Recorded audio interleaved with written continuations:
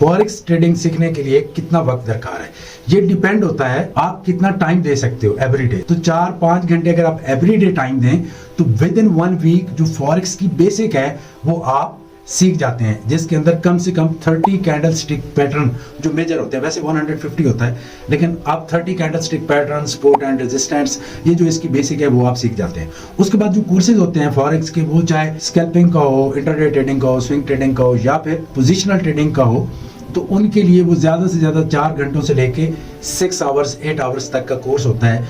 उसके लिए आपको 1 वीक चाहिए होता है। तो कोर्स सीखने तक टोटल 2 वीक्स चाहिए होते हैं।